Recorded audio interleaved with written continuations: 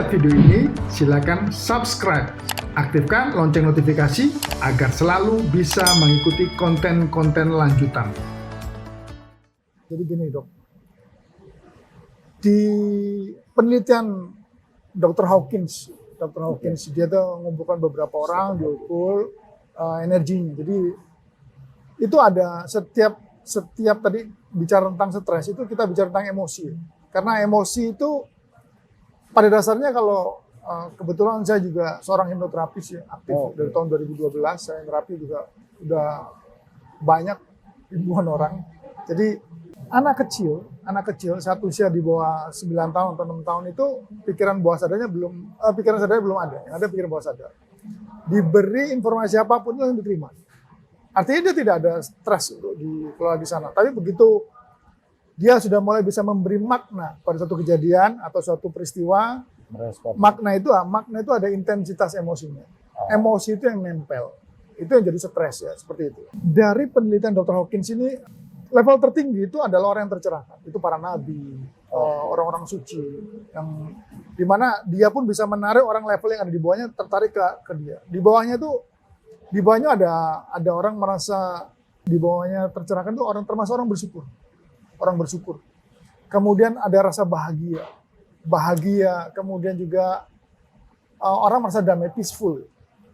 Itu saat tubuh di kondisi seperti itu, maka tubuh itu akan produksi namanya hormon-hormon kebahagiaan, endorfin, melatonin, oksitosin, seperti itu ya.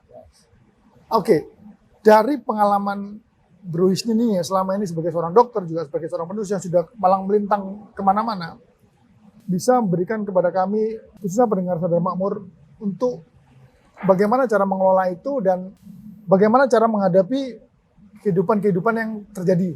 Khususnya dari pengalaman Dokter Hisni diberikan ke para sahabat Sadar Makmur ini. Ya, Oke, jadi gini, saya pun juga masih belajar untuk mengelola stres. Ya, tapi setingkat dengan adanya pengalaman kita.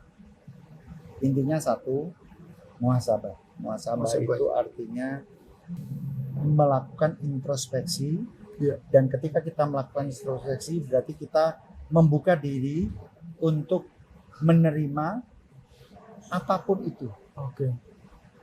Dan ketika kita mau menerima, artinya kita siap untuk belajar. Ya. Dan kita belajar itu dari semuanya. Setuju. Apa yang kita lihat, apa yang kita kerjakan, apa yang kita lakukan, itu adalah ilmu. Dan kita harus belajar. Pola manajemen yang saya kerjakan adalah saya meniatkan apapun yang saya lakukan, selain untuk berbagi dan bermanfaat, saya belajar. Ketika kita berniatkan untuk belajar, berarti kita sudah memprefer seluruh tubuh kita kepada sel-sel tubuh kita ini, kita sudah memberikan stimulus. Bahwa ketika nanti ada stimulus dari luar seperti ini, maka tubuh siap merespon. Responnya apa? Belajar. Responnya learning. Nah, ketika responnya learning, berarti apa? Kita mencoba untuk menggali apapun itu. Ketika kita memberi kepada orang, atau ketika kita bicara kepada orang, seperti kita berbicara berdua ini. Bro tidak menginterview saya, tapi justru saya pun juga mendapatkan pelajaran dari belajar juga dari apa yang pengalaman sebagai seorang hipnoterapis. Saya bukan seorang hipnoterapis, saya hanya seorang melankolis, seorang yang hobinya mencintai, tapi bukan sesama jenis, tapi mencintai alam semesta ya. Semua makhluk hidup, semua. Itu dia. Jadi kita ini belajar dari apa-apa yang ada di sekitar kita. Dengan kita belajar, maka kita, kalau kita menyiapkan orang belajar, kita akan fokus, ya, memperhatikan, pay attention. Kemudian ya, attentionnya kita ada, kemudian kita mulai melakukan aktivasi sel memori. Sel memori kita mencatat, ya. Setelah sel memori kita mencatat, baru kita mulai melakukan analisa, ya. Mulai dari sel fokus, memori bekerja, kemudian melakukan analisa, kemudian kita melakukan memilah, istilahnya apa itu, melakukan analisa, kemudian kita melakukan memilah dan memilih, menentukan Prioritas. Skala prioritas. mana yang akan kita kerjakan. Analisa, kemudian kita memilih dan memilah mana yang akan kita kerjakan dengan skala prioritas, baru kita kerjakan. Setelah itu, istilahnya implementasi.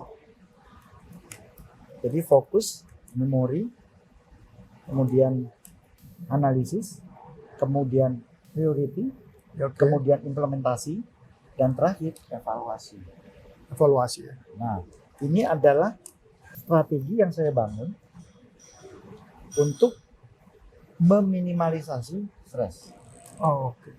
Proses learning saya adalah seperti ini.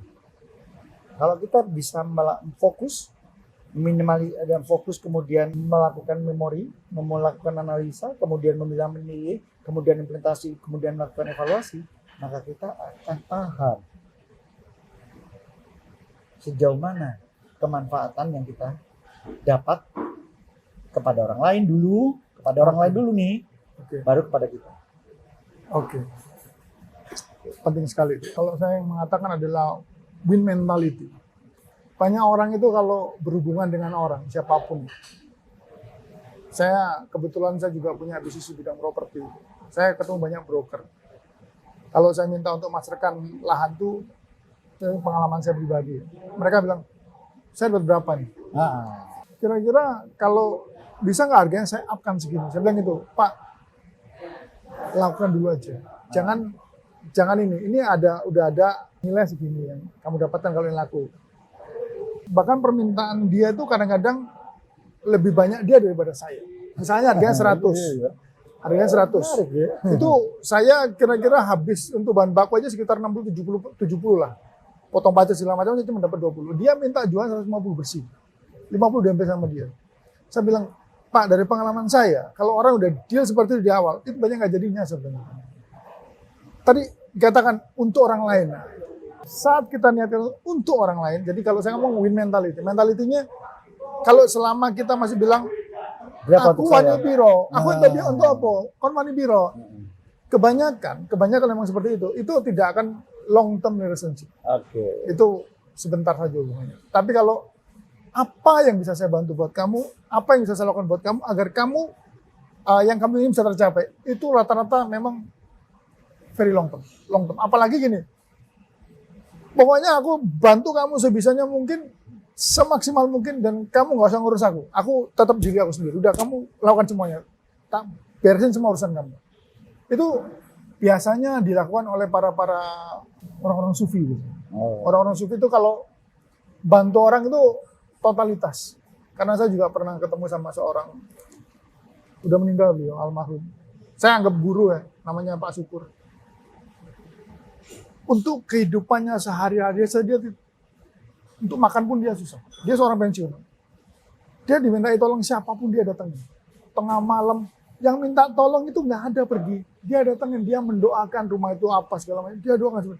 Saya bilang gitu, waduh, Pak Syukur, Anda ini orang hebat, saya bilang gitu. Orangnya yang minta tolong aja nggak ada. Anda datengin dan sampai dia tidak memperhatikan fisiknya. Terakhir kena waktu itu kena liver ya, sampai livernya pecah itu karena mungkin kecapean. Itu pengalaman saya. Bagaimana dia berbuat untuk orang lain dan tidak memperdulikan diri sendiri.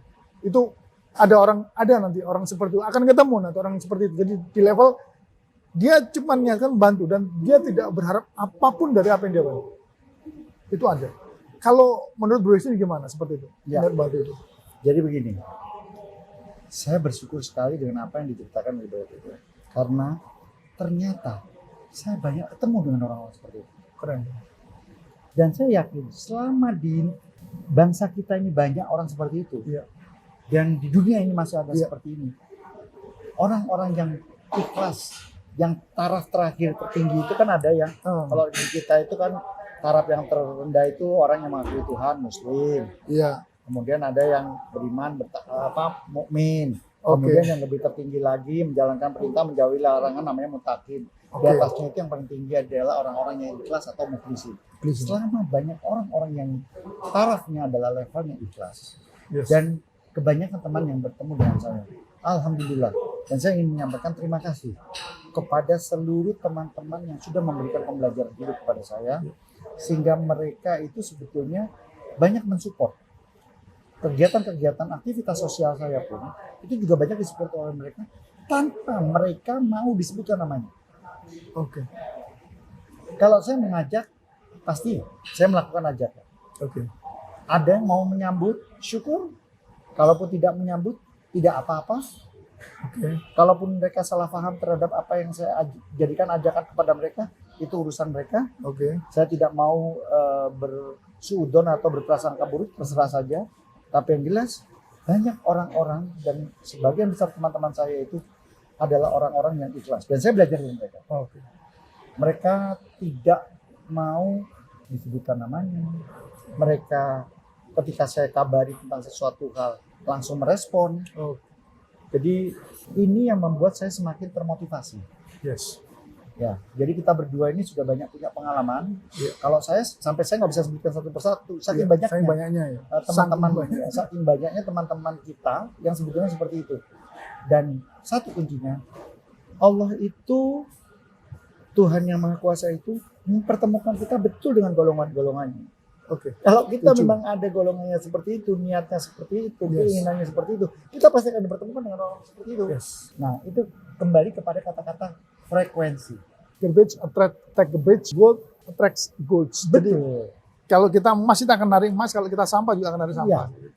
Itulah yang saya dikatakan di awal tadi. Dari Bapak Suryansyah bahwa ketika kita menjadikan ini energi alam semesta itu akan terkumpul juga akan seperti katanya ada filter.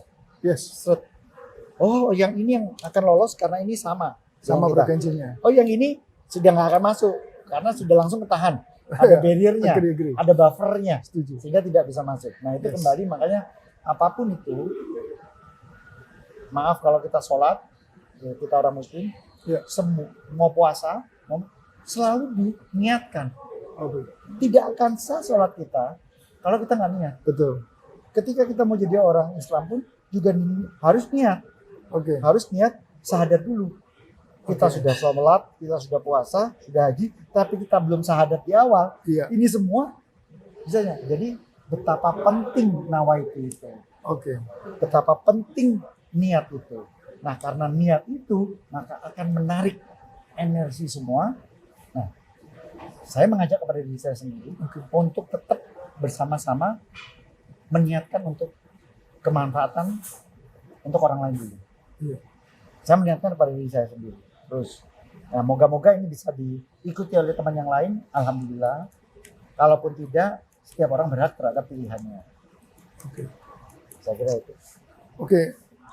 Brother Hisnin, ini saya dapat banyak pelajaran hidup ya dari pertemuan kali ini. Jadi kalau bisa saya simpulkan ini tadi dari obrolan kita ini ada kata bersyukur. Kita wajib untuk bersyukur, mensyukuri apapun itu.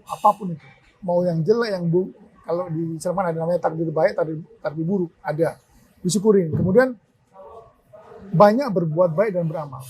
Kemudian sebelum itu diniati dulu, memberikan niat untuk orang lain. Kemudian saya juga tadi banyak belajar tentang kata-kata belajar.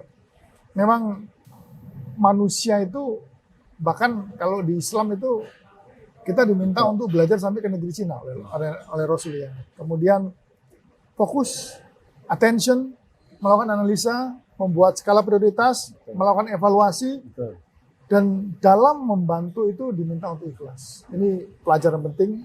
Mungkin ada kata-kata lagi yang bisa untuk dibagi untuk sahabat Sadar Makmur di sini agar ya kita semakin banyak belajar dan berbagi untuk orang. Ini saya terima kasih Dr. Hisnin mau berbagi dan meniatkan untuk membagikan ilmunya ke kami. Dan semoga ilmu ini bermanfaat untuk para pembaca atau viewers. Sekiranya seperti ada yang mau disampaikan lagi? Terakhir aja buat saya sebagai penutup, ini untuk mengingatkan diri saya sendiri. Jangan khawatir. Jika kita berbuat baik, kita tidak mendapatkan respon yang baik. Karena Ketika kita tidak mendapat respon yang baik, itu adalah menurut kita. Oke, agree. Yes. Tapi kalau saya boleh, maaf saya sedikit mengutip, manusia punya rencana, Tuhan yang menentukan. Tuhan punya rencana, Oke. dan rencana Tuhan selalu lebih baik daripada rencana manusia. So, 1000%. Agree. jangan khawatir ketika kita tidak mendapatkan sesuatu apa yang diharapkan sesuai rencana kita, jangan menunjuk Tuhan. Oke. Setuju. Karena apa? Ketika kita berpegang, syaratnya itu ya, berpegang pada Tuhan, maka Tuhan akan mencarikan sesuatu yang terbaik buat kita tanpa kita harus heboh, harus susah-susah untuk membuat berbagai macam rencana muslihat atau apapun Yes. untuk mencapai hal tersebut. Itu aja. Keren, keren. Ini terima kasih untuk Pamungkas nasihat terakhirnya ya. Jangan khawatir jika kita berbuat baik, apapun responnya, apapun niatkan saja, let it flow gitu aja, Ya. mengalir saja. Kira-kira seperti itu Dok ya. Terima kasih sahabat Saudara Makmur, semoga ilmu ini bisa bermanfaat dan bisa diaplikasikan dalam kehidupan kita semua. Terima kasih. Assalamualaikum warahmatullahi wabarakatuh. Waalaikumsalam warahmatullahi wabarakatuh. Jika Anda merasa video ini bermanfaat, silakan like and share ke teman-teman atau saudara Anda. Siapa tahu juga bermanfaat bagi orang lain. Apabila ada yang ingin bertanya, silakan tulis di kolom komentar. Terima kasih sudah lihat video ini dan video-video selanjutnya.